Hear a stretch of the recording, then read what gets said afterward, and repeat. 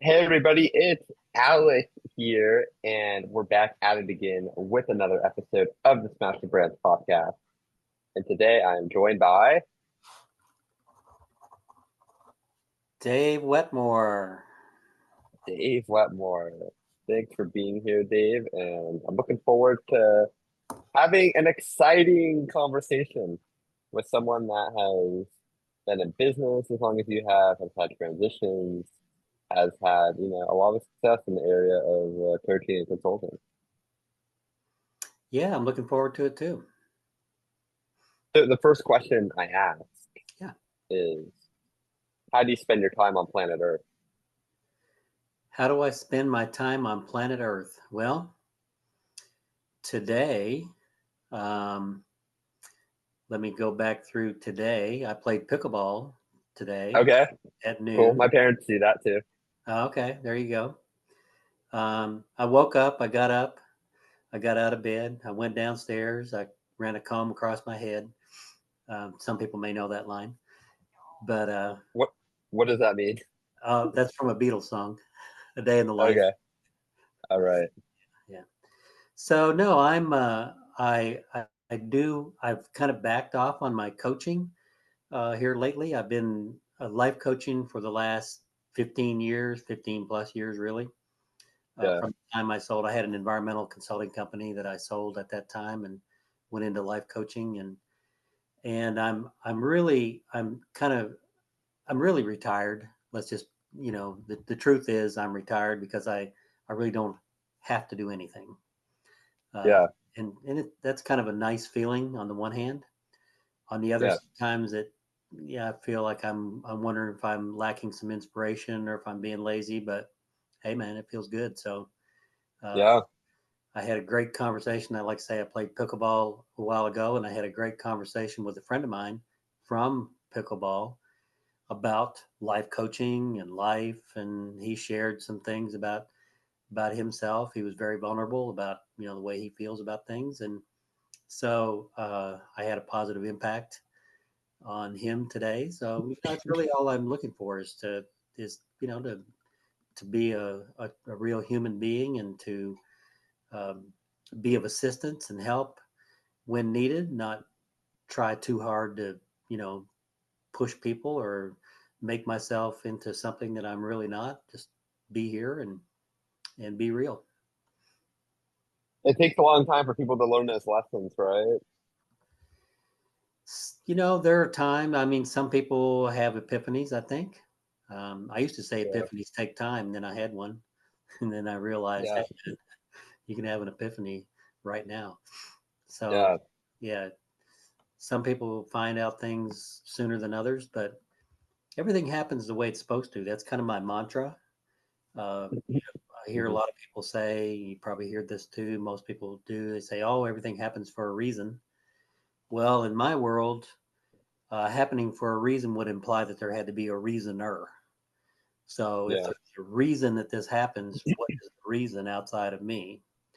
So I like to say that everything happens the way it's supposed to, and I'm in the right yeah, place. I'm right where I'm supposed to be, and then I just take action from this place. yeah. Absolutely. You kind of feel like when you say everything happens the way it's supposed to, I kind of see that as like every cause has an effect. Like every action you take has an equal reaction. Absolutely, yeah. Yeah. What do you feel like is some, how long have you been like quote unquote retired? Um, Sometimes I feel like 74 years. It'll be 75 in September. So, Yeah, in essence, I don't feel any different than I did really, except that, well, actually, I now have a job, if you will. So that kind of adds a little bit of stability to that retirement. But I'm bartending 2 days a week at the pickleball club. So nice. yeah, so that's retirement. Retirement is just it's moving away from doing one thing into moving something else. And I can't imagine not doing anything, whether it be Yeah, being or doing what I'm doing or something. So yeah, retiring. It's a state of mind. Back to the name of your business, Intentional Excellence, right? Yeah, right. I I've been thinking a lot about intentionality recently. And I was thinking to myself like the areas of my life that I feel like I've really excelled in, it's because I've been both consistent and intentional. While the areas of my life that I feel like could use improvement, it's been from a lack of consistency and a lack of intentionality. So a lot of people say like, what is that quote from like, it's like, don't rely on motivation, rely on discipline. But when I think about discipline, it's like it's really hard to be disciplined unless you're extremely intentional, right? I think intentionality has a lot to do with that. You're right. But the one key thing behind both of those statements is desire. Yeah, And it tends to work better if you have a desire. If you have a desire to be somebody or yeah, do something, then you're going to be more intentional. You're going to be more committed to it.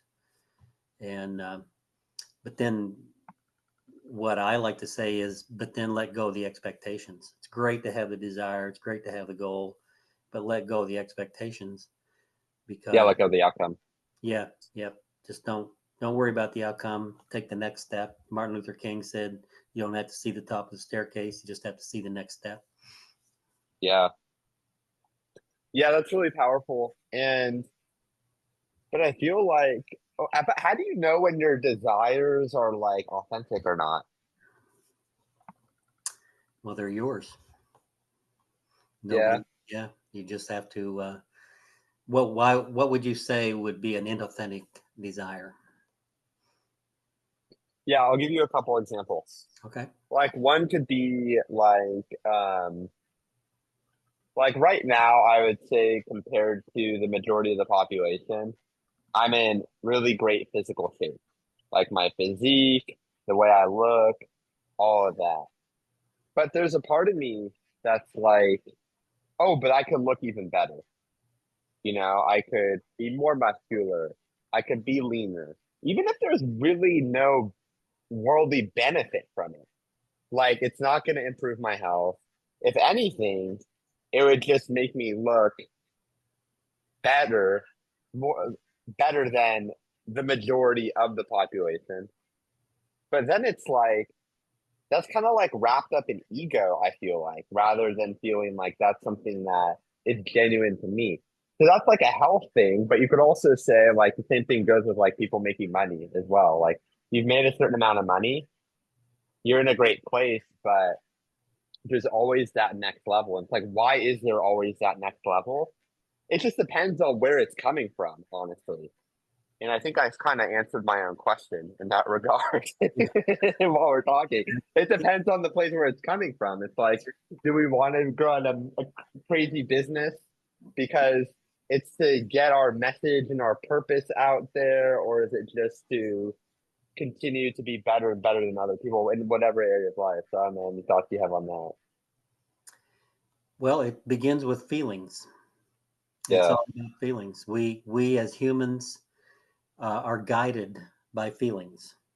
yeah, If we do something and it feels good, then we want to do more of it. If we do something and it feels bad, then we want to do less of it. yeah, And feelings are created from thought. So feelings don't yeah, just, there's no feelings just aren't out there in the world. There's no feeling out there in the world for having, an Arnold Schwarzenegger body that you've just yeah, latched onto. The feeling yeah. only exists from the inside out. So, um, and once again, I don't think there's anything wrong with any of that. There's nobody, it's totally your decision. And if you feel good by working out more, if you think you would feel better if you had, bigger biceps or whatever, then hey, that's all on you. And if it feels good, then do it. And then if it loses its luster, then maybe it's time to go in a different direction. Right. And I just feel like I'm reading. Have you read the book Inner Excellence? You heard of that book? No, I'm not. I'm not familiar with it. You should read that book. It's kind of like my Bible right now. It's like the book I just pick up and read constantly. And basically, it got a lot of popularity over the last year because do you watch sports at all? Oh yeah. Oh, that's the one that the wide receiver for the Eagles was reading. There you go. There you go. Yeah, yeah, yeah. So naturally, yeah, me and probably hundreds of thousands of other people were curious about that book. And it's a really incredible book. Like it's easily in my top five. And it just talks about, a lot of it talks about focusing on the process and not the result. There's a couple of like really, there's tons of great topics, but it's kind of like the root of all of our suffering in life kind of comes down from like self-centeredness. Like we care too much about ourselves and we're not giving enough. And because of that, we're attached to all these different outcomes. Right. So I kind of think about, I don't know, have you experienced that with you or your clients? Yeah, some. That there is there's a lot of things out there. What a lot of it is what I call social indoctrination. It's like if you look at a child under 4 years old, they don't have any of that. They're just free. They just do what Yeah, they want to do. Their mind is unlimited. The possibilities. There's nothing holding them back. And then we get indoctrinated by society, friends, family. They're well-meaning. A lot of times, very well-meaning. The old adage, look both ways before you cross the street, but you need to do that on a one-way street. Those kind of things, but they kind of stick with us through our life. yeah, Little social adages about, you need to make a lot of money, you need to have a family, you need to have blah blah blah, and we kind of lose track of our self, our real self, that self beyond the physical apparition that I see when I look in the mirror, when I look around and see myself. And so I don't know if that answered your what do you question. yeah, what do you feel like we need to have? Pardon me? What do you feel like we need to have? Nothing. Nothing. Really, if you think about it, in this moment, which is the only moment, there's Yeah, no other moment than this one. Everything in the past is a memory, has no existence whatsoever, only here. There's nothing in the future, hasn't arrived. yeah. So this is it. So this is the moment. And in this moment, I can't say that I need anything. You know, I don't need anything right now. And here's a really great uh, phrase that I've picked up along the way from a wonderful human being, my coach and mentor, Steve Chandler. Needy, Yep. needy is creepy. And I have a lot of times I have my clients write that down and put it somewhere where they can see it. Needy is creepy. And we all know it. We all know those needy people that doesn't matter what they have, what you do, they need more, they need more, they need more. They're just never satisfied with where they're at. And so need to me, one of my two words that I really work with people to put away, only use them in extreme circumstances, need and should. Because in this moment, I don't need to do anything, nor should I do anything. So that's my take on need. Yeah, it's like there's no really like right or wrong, should or should not. It really just comes down to what do we feel like is aligned with our highest self in this moment. That's right. You hit it right on the head. Yeah, what's aligned with your highest self? Yeah. I've been reading the Conversations with God trilogy as well, Oh yeah. about those books. I've read some of that book. Yes, it's a huge long book, so I haven't read it all. There's a lot. There's like three different books. And it's fun to go through that and look at different passages and this and that. But yeah, it just kind of comes down to being like what is true authenticity? And what do you feel like is how would you define authenticity? The truest expression of your inner self into the outer world. And how has that developed for you? Because you're 74 years old, right? So how has that evolved over the years? Was there a point in your life where you felt, hey, I'm being really inauthentic in the way that I'm living and I need to change something up? And what have those moments look like? There was a moment, and I don't remember the exact moment, but there was a time period where I knew I could feel it coming in on me, and I think most people can relate to this, that things just don't seem to be working out the way that I would like them to work out, and I'm doing things that I'm not very proud of during that time, and those kinds of things. But um, and then I had a Can kind we, of a revelation about that. I was going to say, can we go into specifics? Well, I had just gotten out of a divorce. I just Yeah, divorced, and the divorce was really, and I say in retrospect that it was all on me, but it really wasn't all on me. But I ended up taking the big burden of it, and I yeah, feel very bad about it because I was unfaithful in the marriage. Doesn't matter whether she was unfaithful or not. That's not the deal. The deal is me. What am I doing?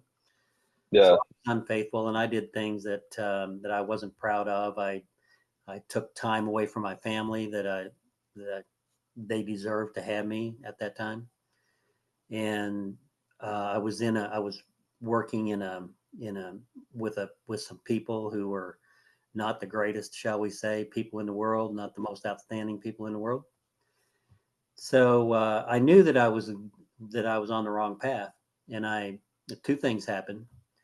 The first one was that I discovered a book. I read a book that was transformational. The book is called The Four Agreements. Are you familiar with yeah, the Four Agreements? yeah. I love that. Love that book. Oh Top yeah. five. Oh man. Yeah, no question. That book changed my life. When I saw that, it was like, yeah, that's right. So I took it on myself to be that person, that Four Agreements person. And it was transformational. That period of time was transformational. How old In were you? I was, let's see, I would have been 48. Yeah. Yeah. And then I found a group called Life Success Seminars in Cincinnati, and it was all about personal empowerment and about achieving, your own basic needs, about taking responsibility, and those kinds of things. And that was another transformational piece for me. And out of that, I ended up doing a lot of work with that group. I did a lot of volunteer work. I went through all of the programs that they had. They had several levels of programs, kind of Yeah. like there's one called Next Step that's very similar. There's a couple of programs that are nationally known that do the same thing. But so yeah, that was the revelation. The revelation was that basically what it was is that it's here. It's in me. I'm the one that has full and total control. And if I don't want to feel like an asshole, then I shouldn't be an asshole. And and it was simple as that. Right. Yeah. It's the what's the first agreement? It's the power of the word, right? If I remember correctly. Yes, absolutely. Yes, the power of the word. So If you if you were to go back, let's say, you've got so many different phases of your life. I guess I want to say, what do you think has been your biggest revelation, like from like the last decade or the last 5 years? Let's say the last 5 years. the last 5 years. Well, that's a good question. Well, a revelation for me is that Um, I don't have to have uh, um, a vision of success Yeah. that doesn't align with my personal values. So I Yeah. struggle. mightily trying to create, his coaching business, a big, huge. I mean, I had big vision for coaching and how much money I was going to make and all that. And and the revelation kind of came slowly, in that that might not happen. But what I did learn along the way, during that time, is that but people need me. People need me to be there for them. Not in Yeah. a needy way, like I said, needy is creepy, but Yeah. I get it. so so then when I took my foot off the gas and just relaxed into being the best person I could possibly be, then my personal estimation of myself increased phenomenally. Yeah. It's ironic. It's not ironic, but it appears ironic, right? Because everybody thinks that if they're gonna create this amazing big thing and attach some kind of number to it, that's gonna make them feel more of themselves, which is a lot of the time not true, right? Yes, it is, and I have clients that are that way, that have found that out. So How did you how did you find out what you were really good at? Like your skills? um, just one by one. uh, Yeah, I'm I tell you what, the number one thing, the thing that I have always been best at for my yeah, entire life, as long as I can remember, is yeah, fixing things. I have an old book over here in my bookcase from when I was a teenager, called The Way yeah, Things Work. So I went to auto mechanic school. I drag raced cars. I built and rebuilt engines. I did all kinds of crap like that. I can fix anything. Clocks. If there's a mechanical device, give it to me. I'll figure it out, and I can either fix it or decide that it's unrepairable. yeah, And I kind of, as I was doing that, I also realized that, hey, I'm pretty intuitive also with people. I can see where yeah, people are, where the gears aren't aligned in somebody's yeah, brain, say, just like they're not aligned in yeah, the transmission. So yeah, the techniques were much the same. yeah. And what do you think have been like in all of your years coaching? What do you feel like are like the main things that are holding people back that like just it's so hard for them to grasp and be conscious of and recognize? That they're creating their own world, that they are really in reality creating their own world. It's not a it's not a mythological or a philosophical, but we create our world. Your world is as unique, totally unique to you. Um, so when people realize that they have the power of creation, then um, like we were just talking a minute ago, take their foot off the gas, stop trying to head towards some made up goal, some thing that they don't even know what it's going to look like when they get there. Because guess what? It's not going to look like you think it does when you do get there. So most of the time, people never arrive because what they thought it was going to look like never shows up. So Yeah. There's this quote that I've also been thinking a lot about, which is I I play to win, but winning is not why I play. I love that quote. I love that quote. Yeah. I'm Read right. Inner Excellence. It's from Yeah. Inner Excellence. Yeah.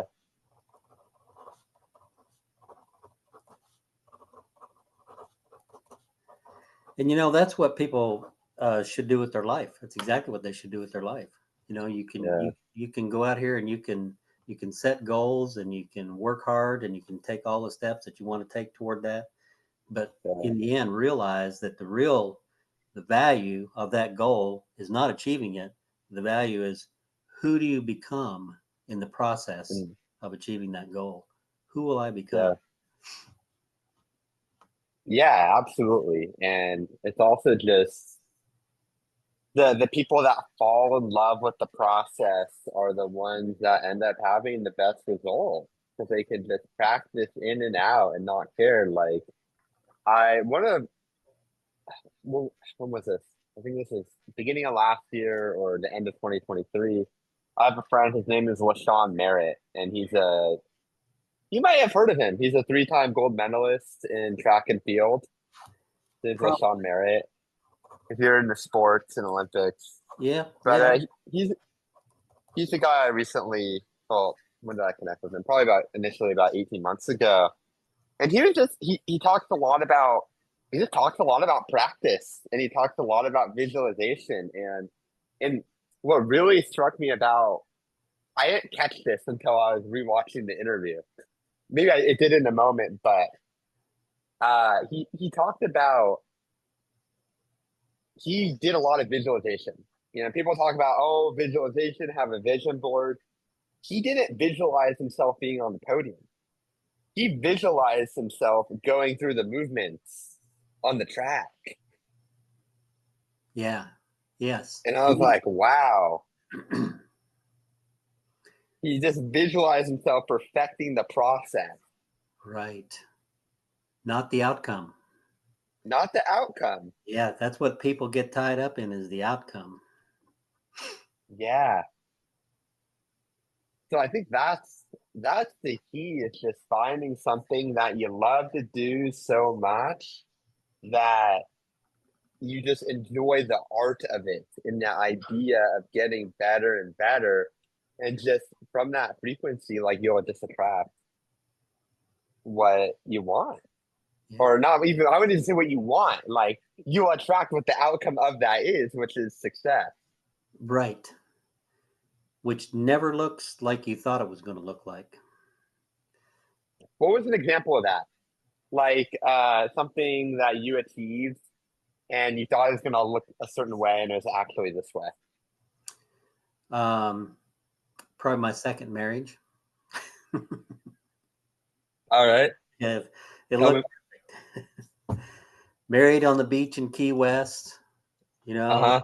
family there. Everything's lovely. We've been living together for a couple years. It all looks just wonderful. And then Yeah.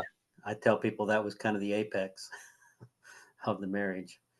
And then I start finding out things about her that I had no idea about because she revealed more after we were married, so on. So, and I'm not trying to paint myself as a victim. I don't feel victimized by it. Yeah.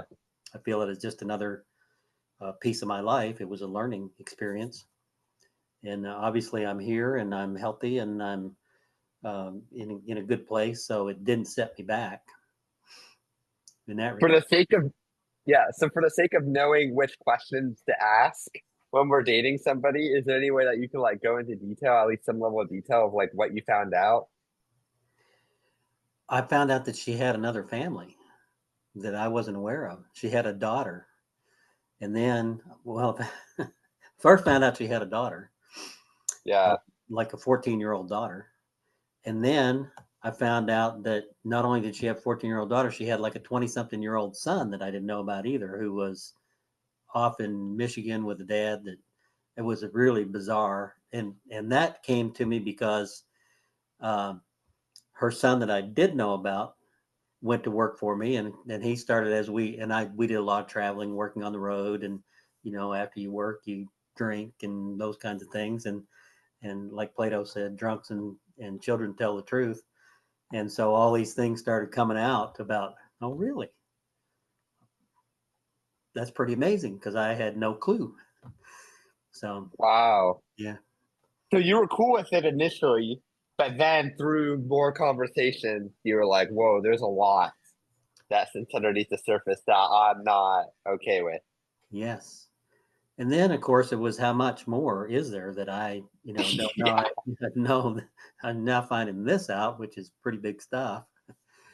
So, and then at some point, it just all fell apart, Yeah. and she went her way, and I went mine. is there anything, I know everything happens the way that it should. You started with that. But just like in hindsight, well, before you got married to her, like what advice would you have given yourself? Was it basically just like, well, for example, she talked about having, well, she had kids. Did you did you ever directly ask her if she had kids, or did you just assume that she didn't? Well, I knew she had two, and Yeah. because I knew them, I had met both of them actually. So it never really crossed my mind. In fact, I knew her brother and sister-in-law also. None of it Okay, ever. so you already knew she had kids before you married her. I knew that she had the two that I was aware that she had two kids. I wasn't aware that she Yeah. had four. That was the thing. Oh, there's two more. There's two Oh, okay. more. They're hidden. Yes, one young and one old, and it's like, oh my goodness. So Yeah. yeah, that was So strange. That was very strange, as you can imagine. yeah, because it's not something that you would probably ask, like, oh, do you have two more? So she probably just never felt the need to bring it up, right? Exactly. Yes. Yeah. Yeah. Yeah. And then you make a note for the next relationship, like you gotta Yeah, ask that's that right. Yeah, question. that's the way it comes up now. Yeah. Yeah, absolutely. Yeah. All right. Well, Dave, I got one last question for you. Okay. So let's say it's the end of your life and you've done everything you've wanted to do. I mean, it seems like you've kind of done a lot of the things that you've wanted to do thus far. But let's say for whatever reason, there's nothing to show for it. There's no podcast interviews. There's no journals. There's no YouTube videos, whatever it might be. No books. But you have a speakerphone to the world, and you can broadcast a message. Three things that you know to be true about the world around you. What do you think that they are? Um, First is that there is no objective reality. There's 8 billion people. There's 8 billion realities. There's 8 billion gods. No objective reality. Um, the let go of expectations for outcomes. That would be my next message. There's no Yep. objective reality. Let go of your expectations for outcomes and love the one you're with, because that's where you are. We're here in this moment, and that loving the one you're with may be just yourself, but that's where it begins. You have to love yourself before you can truly. I'm not saying that you can't love other people and not love yourself, but there's a limit, because if you're limited in the love that you give yourself, then you're obviously going to be limited in the love that you can give others as well. So Yep. yeah, so love is the answer. Well, I love that answer, Dave. Excellent. I'm glad you do. Well, for anybody that's watching this podcast, where can the people find you? They can find me at intentional-excellence-llc.com. Can find me on LinkedIn. Just type in David Wetmore. I'm the only David Wetmore in there. There's a few more Wetmores, believe it or not, in there. Facebook, I'm David Wetmore in there as well. I don't try to hide. My phone number, if anybody would like my phone number, 513-543-6596. So David Cool. K. Wetmore at gmail.com. David K. Wetmore at gmail.com. Good. Well, I appreciate you being on the show. Hey, thanks for the invitation, Alex. It's been wonderful.